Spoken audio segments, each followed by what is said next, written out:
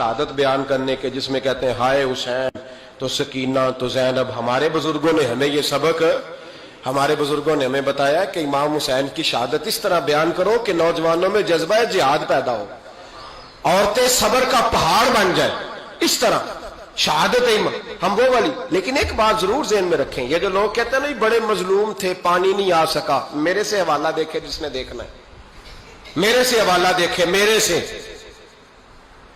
हजरत इमाम हुसैन मैदान करबला में थे तो थोड़ी सी जगह खोद के ना इमाम हुसैन ने तो खंदक खोदी। खंदक खोदना अरब का रिवाज था, मदीने में भी खंदक खोदी गई, उसका नाम ही जंगे खंदक। तो खंदक खोद के ना आग जलाई जाती थी, ये हिफाजत का एक जरिया था ताकि दुश्मन ना आए। तो इमाम हुसैन ने अपने खैमे के सामने खंदक खोद के उसमें आग जलाई ताकि पर्दा रहे, औरतों के पास को दुश्मन ना आए। तो एक शख्स सामने खड़ा होकर कहने लगा, हुसैन तूने दुनिया में ही आग जला ली है। माज अल्लाह सुम्मा माज अल्लाह कहने लगा, आगे तो आग मिलेगी, यहां जला ली है। तो इमाम हुसैन कहने लगे, मैं हुक्म देता हूं आग को कि तुझे अभी पकड़ ले। लोग कहते हैं मजलूम थे, मैं हुक्म देता हूं आग को तुझे अभी पकड़ ले। ये लफ्ज इमाम हुसैन ने कहे। मैं 3 किताबें तो मेरी लाइब्रेरी में अभी हैं जिनमें हवाला है, 3 कुतब से, और आज कल परसों की किताब नहीं, सैकड़ों साल पुरानी। जब कहा ना मैं हुक्म देता हूं, तो वो आदमी घोड़े से नीचे गिरा, घोड़े से नीचे गिरा, और घोड़े की रिकाब के अंदर उसका पैर उलझा। घोड़ा डर के इतना दौड़ा कि जाके उस आदमी को आग में फेंक दिया। इमाम हुसैन के सामने जल के मर गया। ये हुसैन इब्ने अली है, ये अभी हुक्म देते तो फरिश्ते अभी आ जाते, ये अभी बात करते तो सारी दुनिया की फौजें अभी इकट्ठी हो जाती, ये अभी हुक्म देते तो अभी आ जाते। और सुनो, अगर जनाब इस्माइल के लिए दुम्बा आ सकता है तो वो तो हजरत इब्राहिम के बेटे थे, और ये तो मुस्तफा की औलाद है, इनके लिए क्या कुछ नहीं हो सकता। लेकिन इमाम हुसैन ने पसंद किया था करबला के जिहाद को, इसको पसंद किया था मौला अली ने, वो अपनी पसंद पे थे। कोई आदमी इस तरह ना बयान करे कि बड़े मजलूम थे तो बड़ी मुश्किल में थे तो बड़ा रोते थे बड़े, और कोई शख्स ऐसी बात। यहां तो तमाशा लग गया है, तमाशा लग गया है। एक वो है जो आजकल कह रहे बस जी वो तो 2 शहजादों की जंग थी, उन्हें भी शर्म नहीं आती, और एक मिंबरों पे चढ़े हुए हैं, चेहरे पे दाढ़ी कोई नहीं, सर पे टोपी कोई नहीं, बाजारी सा अंदाज है, कभी दौड़ के इधर जाते हैं, कभी भागते हैं, कभी कहते हैं ऊंचा बोलना, पैरों पे खड़ा होना, ये लोग बयान करेंगे इमाम हुसैन की बात, ये लोग बयान करेंगे। बीबियों के मसाइब पढ़ रहा हूं, वो और बीबियां होती हैं जो हाय हाय करती हैं, वाह वेला करती हैं। ये मेरे नबी का खानदान है, ये मेरे नबी का खानदान है, नबी का खानदान। मैं हवाला दिखाऊंगा, मुझसे सुनो हवाला। हजरत सैयदा ज़ैनब ने सारे जनाजे देखे, भतीजों को, भांजों को, सबको शहीद होते देखा। औरतें डरती मैयत को हाथ नहीं लगाती, चीखती है बीबियां। लेकिन हजरत जनाब ज़ैनब ने पता क्या देखा था, वो सुनना जरा। इमाम हुसैन की लाश मुबारक करबला में पड़ी थी, और इमाम हुसैन का सर काट के नेज़े पे चढ़ाया गया था, और वो बीबियों के सामने सामने खाली सर चल रहा था, और सैकड़ों मील का सफर करके दमिश्क के बाजारों से गुजरता वो सर गया। आज मैं सर की बात नहीं करता, सर की, आप मर्द हैं, जवान है सारे, यहां किसी का कटा हुआ हाथ फेंक दिया जाए ना, हाथ तो लोग चीखे मार के दौड़ जाएंगे, बल्कि हाथ तो दूर रहा, किसी की उंगली काट के यहां फेंकी जाए तो लोग चीखे मार के मर्द दौड़ जाएंगे। लेकिन कटा हुआ सर देखा, लाशें देखे। यजीद का दरबार आया, बीबी साहबा को ना ऐसे औरतों ने अपने हाले में लिया है, सैयदा ज़ैनब वहां बैठ गई।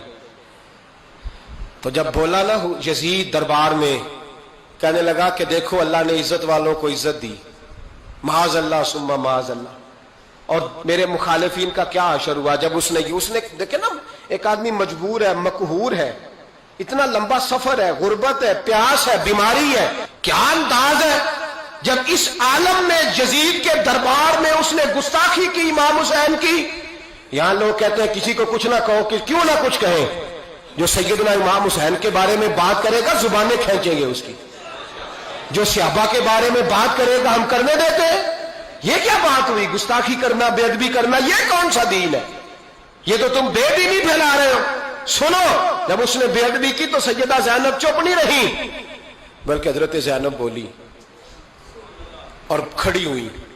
اور آپ نے تلاوت کی قرآن مجید کی اور آیتیں پڑھی، کہنے لگی وَتُعِزُّ مَن تَشَاءُ وَتُذِلُّ مَن تَشَاءُ بِیَدِکَ الْخَیْرُ، اور آپ فرمانے لگی یزید تو کہتا ہے تیرے مخالفین پسپا ہو گئے، تجھے عزت ملی۔ آپ فرمانے لگے یہ تیرا دربار ہے نا، یہ تیرا سجا ہوا ہے نا، تیرا اس وقت ڈنڈا چلتا ہے نا۔ فرمانے لگی چند سال ٹھہر جا، تیرے اوپر لوگ لعنتیں برسائیں گے، اور فرمایا جب جمعے پڑھے جائیں گے تو لوگ میرے حسین کے نام کے خطبے پڑھیں گے۔ فرمایا آج یہ تیرا دربار ہے نا۔ حضرت نعمان بن بشیر صحابی رسول تھے، وہ کہتے ہیں میرے قریب ایک نابینا صحابی بیٹھا تھا، سنو سنو حوالہ میں دکھاؤں گا۔ کہنے لگے میرے قریب اس وقت یزید کے دربار میں ایک نابینا صحابی بیٹھے تھے، جب بی بی زینب نے یہ بات کی نا تو وہ نابینا صحابی میرا ہاتھ پکڑ کے کہنے لگے نعمان علی آ گئے ہیں، یہ تو علی کی آواز ہے، علی آ گئے۔ جبریل امی بول رہے ہوں جیسے، حکمت کے گوہر رول رہے ہوں جیسے، دربار دمشق میں وہ زینب کا خطاب منبر پہ علی بول رہے ہوں جیسے۔ کہنے لگے علی آ گئے، علی، یہ تو علی کی آواز ہے۔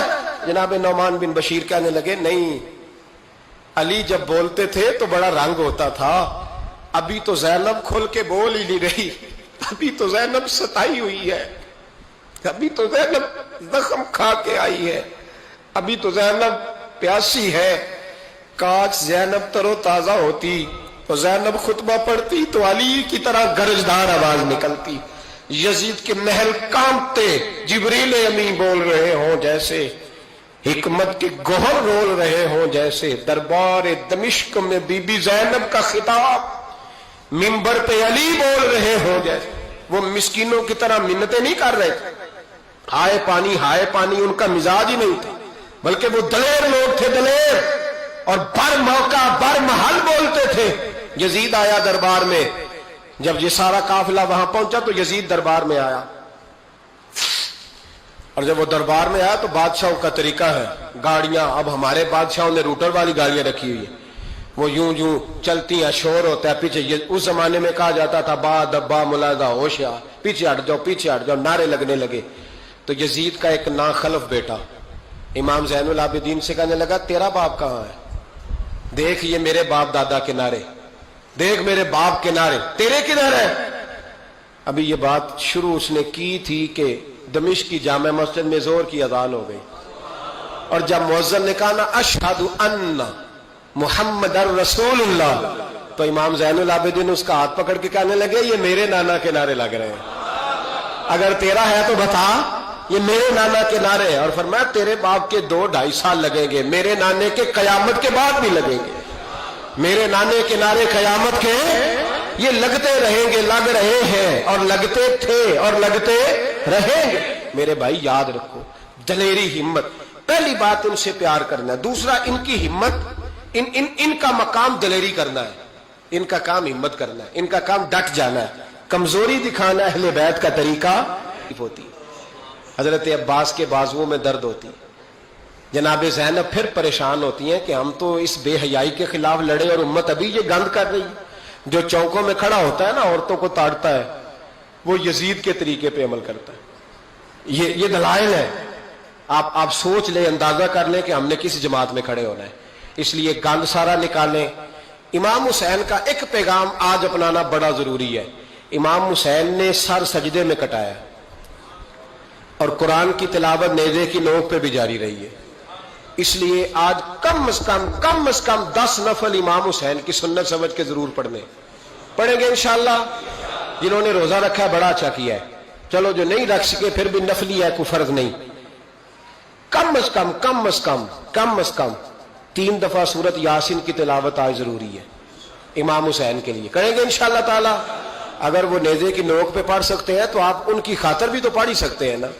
تو بہت ضروری کام آج نفل پڑھنا ہے، اور بہت ضروری کام آج قرآن پاک کی تلاوت کرنا، کریں گے انشاءاللہ۔